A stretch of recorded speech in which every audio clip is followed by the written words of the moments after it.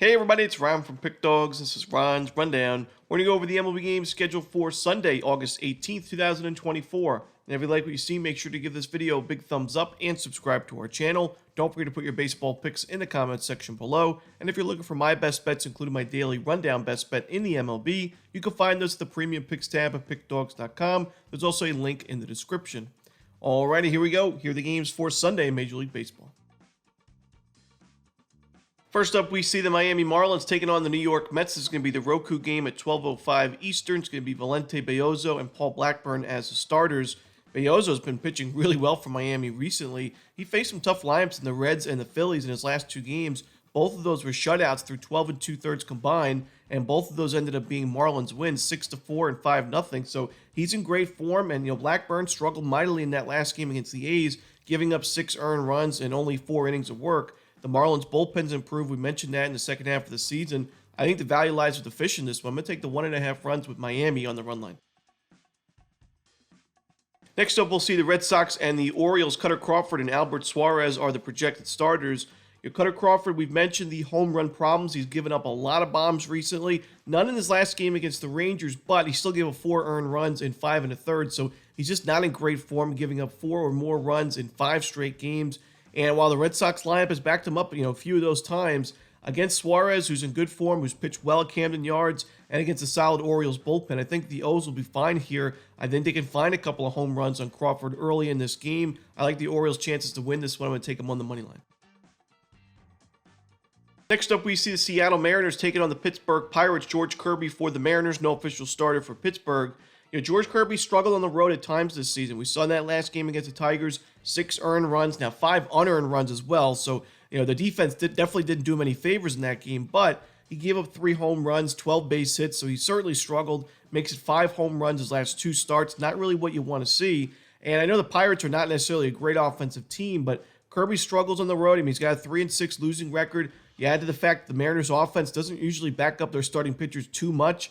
I know the Pirates' bullpen's been so-so, but right now I am leaning towards the Pirates on the money line. It's just tough to trust Kirby when his current form and the fact that he's away from T-Mobile Park. Next up, the Washington Nationals taking on the Philadelphia Phillies. Jake Irvin and Taijuan Walker are your starters. I'm going to continue to fade Walker on the mound right now for Philadelphia. They've lost his last 6 games and 7 of his last 8, and that includes losses to teams with losing records like the Marlins and the Cardinals. So you enter the Nationals, who've been one of the more profitable teams in baseball. Jake Irvin, he's had a couple starts against Philadelphia. Not the best numbers, but he's pitched well on the road this season, coming off a great outing against the Orioles where he went 6 innings, a 2-run ball. That ended up being a Nationals outright victory, 9-3, blowout win. So I think Irvin can go 5-6 strong innings. I think the Nationals back him up against Walker. Give me the Nationals in this one plus the 1.5 and on the money line. Next up, the Arizona Diamondbacks and the Tampa Bay Rays. Merrill Kelly and Taj Bradley are your starters. At one point, Bradley was pitching really well for Tampa Bay, especially when he was pitching at Tropicana Field. But recently, his numbers have not been the best. You look at his last 2 home starts, 10 earned runs combined in those 9 1/3 innings against the Astros and the Marlins. Now you face the Diamondbacks, and while I do think Bradley will bounce back eventually, this is not necessarily the best matchup. Arizona's been crushing right into pitching in the last 30 days with a low strikeout rate to go with it. So I could see the Diamondbacks getting to Bradley early. Kelly, on the other side, he's pitched well in his return to the mound against Philadelphia. 5 innings, 2 runs, but he didn't really miss a lot of bats, and there were 7 balls put into play against him that had over 90 miles per hour in terms of the exit velocity. So they were making some sharp contact on him. I could see the Rays finding a few runs as well. Because we're at a pitcher-friendly ballpark and we have 2 strong starting pitching options on the mound, we see a pretty low total in this game, but I think there's value on the over. I lean towards Arizona, but give me the over in Diamondbacks Rays. Next up, we see the Kansas City Royals taking on the Cincinnati Reds. Brady Singer and Andrew Abbott are your starters. Now, although Great American's a very hitter-friendly ballpark, Abbott's actually had better numbers at home this season than he does on the road, with a 3.34 ERA at home in 59 1/3 innings, 61 strikeouts to go with it. KC's not been great against left-handed pitching in the last month. And then you got Brady Singer, who's not in great form, and he's not necessarily been great on the road in his career. So far this year, a 4.47 road ERA. He gave up 6 earned runs in that last game at Minnesota with 2 bombs to go with it. I got to go with the Cincinnati Reds in this game. They've hit righties well. Give me the Reds on the money line. Next up, the Houston Astros hosting the Chicago White Sox. We're going to see Framber Valdez and Kai Busch as your starters. This is a game where Houston's a big favorite. I don't see a ton of value, but I will lean towards the Astros on the run line. Bush has had really big control issues so far at the major league level. 12 walks in his first 8 2/3, including 7 in his last game. And he was able to get out of a lot of jams in that game against the Yankees. The White Sox were even able to go on to win that game by double digits, but I just can't see it here against Fromber. I think the Astros can make Bush pay, and the White Sox bullpen as well. So give me the Astros in this game. Maybe lay 2.5 runs to get a better price, but I'll lean towards Houston.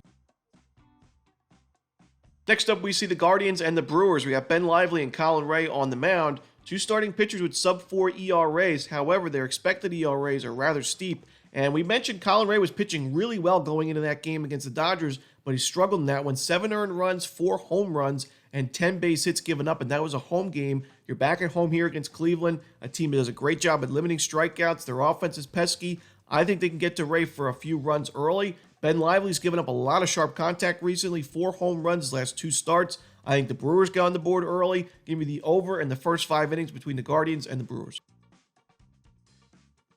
Next are the Dodgers and the Cardinals. We're going to see Sonny Gray and Clayton Kershaw on the mound in this one. Now, Sonny Gray has not been great on the road this season. He's got an ERA above 5 on the season away from Busch Stadium, 2.66 at home. In his last 5 games, he's given up 5 earned runs or more in 3 of those 5. Only one of those games, though, was at Busch Stadium. It's tough to have a lot of faith in his game. He is giving up a lot of sharp contact. The control's been a little bit inconsistent. He's still missing bats and earning strikeouts, but I do worry about the current form that he's in. Also, the fact that the Cardinals' offense just hasn't been great this year against lefties. Kershaw has had 2 really strong outings his last 2 games. 5 2/3 a 1-run ball against the Brewers. 4 2/3 a 1-run ball against the Phillies. He's starting to earn more strikeouts, keeping the ball on the ground. He's only given up 1 home run so far this year. I just think even if Gray puts together a bounce-back start, I don't know if it's going to be enough for the Cardinals to win this game in the end. I got to go with the Dodgers here on the money line and run line. In our next game, we see the Blue Jays and the Cubs. We're going to see Bowden Francis and Shota Imanaga as the projected starters. I'm going to lean towards the Cubs in this one. Not my favorite game on the board. I would take them on the run line. Francis has pitched well recently, but that last game against the Angels, they've been one of the worst lineups in baseball against righties in the last month. The previous start against the Orioles was, a successful outing, but the Blue Jays still lost at 7-3 the final score. It goes to show you that Blue Jays bullpen's not been great this year or in the last month. The lineup's also not been great against left-handed pitching, so even if Francis puts together 5-6 decent innings, I don't think it's going to be enough for the Blue Jays in the end anyway. So give me the Cubs in this one. I'm going to lay the 1.5 runs. Next up, the Texas Rangers host the Minnesota Twins. Pablo Lopez and Tyler Mahle are your starters.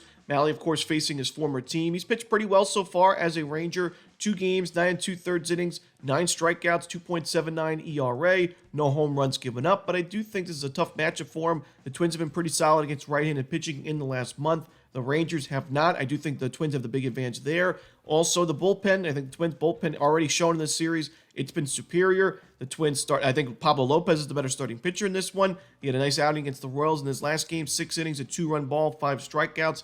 The Rangers, like I mentioned, just not great against right-handed pitching, especially with runners in scoring position recently. So give me the Twins in this game on the money line and the run line.